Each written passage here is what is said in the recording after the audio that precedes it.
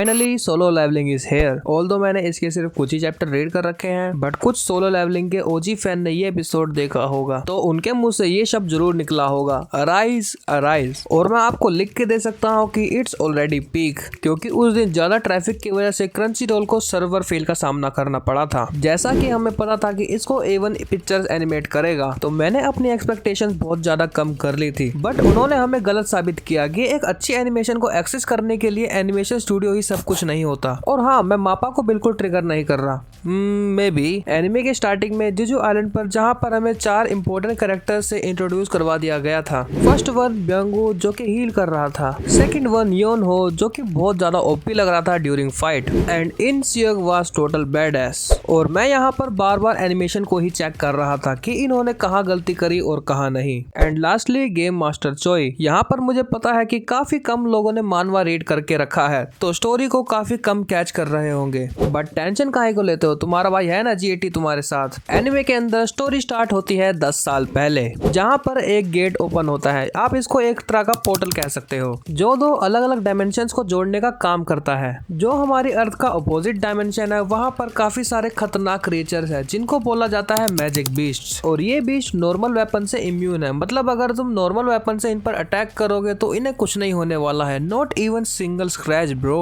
अब वहाँ पर दोनों डायमेंशंस का लिंकअप होने के बाद हमारे अंदर भी कुछ अवेकनिंग्स देखने को मिली। यू नो की कुछ ऐसी एबिलिटीज जिनके थ्रू इन बीस्ट को एनकाउंटर किया जा सकता है, और जिन लोगों के पास अवेकन एबिलिटीज है वो फाइट करते हैं इन बीस्ट के साथ, और इन लोगों को बोला जाता है हंटर्स। और इनके बॉडी में कितनी ज्यादा मैजिक एबिलिटीज है, इस बिहाफ पे हंटर्स को रैंक किया जाता है। फॉर एग्जाम्पल, जो सबसे ज्यादा पावरफुल है उसको मिलता है S रैंक, फिर A B C D and E जो हमारे मेन कैरेक्टर का है। यस, जो हमारा MC है वो सबसे ज्यादा कमजोर है और लोग इसका मजाक उड़ाते हैं, आगे पीछे बातचीत करते हैं और इसको बिल्कुल भी वैल्यू नहीं देते हैं, बट इतना ज्यादा कमजोर होने के बाद भी वो हंटर बना बीस्ट से फाइट करने के लिए। इसके पीछे का रीजन एकदम ऑब्वियस है, क्योंकि उसे चाहिए पैसा, क्योंकि उसकी मोम बीमार है और हॉस्पिटल में ट्रीटमेंट चल रहा है, प्लस उसकी छोटी बहन है जो स्टडी कर रही है। वो सारे के सारे लोग इसके ऊपर डिपेंड है, बिकॉज हमारे सान जिनवू का बाप मिसिंग है, तो सारी की सारी रिस्पॉन्सिबिलिटी उसे ही संभालनी है। क्या करे, बेचारा मजबूर है। ये तो एनिमे का सेटअप था। आगे कुछ इंपॉर्टेंट कैरेक्टर्स है जैसे पार्क एंड किम, और आगे हम लोगों ने यूहू को भी देखा जो एक हीलर है, और हमने सांग चोल को देखा जो रेड आउटिंग का लीडर है। सो ये है बेसिकली एनिमे का सेटअप। इसमें हंटर्स है, बीस्ट है। हंटर्स बीस्ट को मारते हैं और उनको मारने के बाद मिलता है एसेंस स्टोन्स, जिससे हंटर्स को पैसे मिलते हैं, बट वहाँ पर माना क्रिस्टल्स भी हैं जो कलेक्ट कर सकते हो डंजियन से, और इसके बदले मिलता है पावरफुल वेपन्स और गियर्स, जिसकी मदद से वो और भी ज्यादा स्ट्रॉन्ग बीट से फाइट कर सकते हैं। यहाँ पर स्टार्टिंग के फर्स्ट 10 मिनट्स में कहानी को अच्छे से समझा दिया जाता है, बट असली मजा तो तब आता है जब वो रेड को स्टार्ट करते हैं और बीस्ट को एक्सरसाइज करते हैं। फिर उन लोगों को एक केव दिखाई पड़ती है, एंड वहाँ पर जाने के बाद रियल सोलो लेवलिंग स्टार्ट होता है। वहाँ पे स्टैच्यू की डिटेलिंग और वहाँ का एनिमेशन देख के कसम से स्वाद आ गया। सारी चीजों को एकदम बेहतरीन तरीके से एनिमेट किया गया था, और फिर भी एनिमेशन को लेकर तुम्हें कोई कंप्लेंट है तो मैं बता रहा हूँ,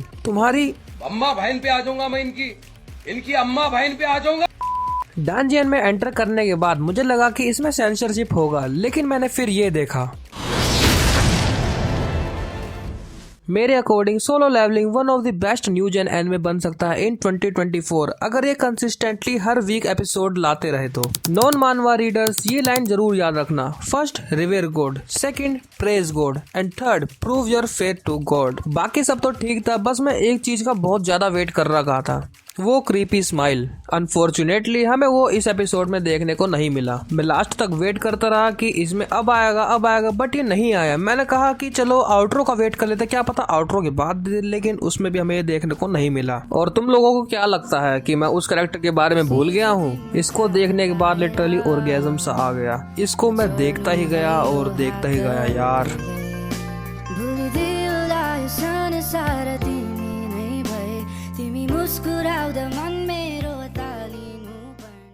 लेकिन एक सेकंड, तुझे क्या लगा मैं तुझे ऐसे ही जाने दूंगा? चैनल को सब्सक्राइब किए बिना कहाँ जा रहा है?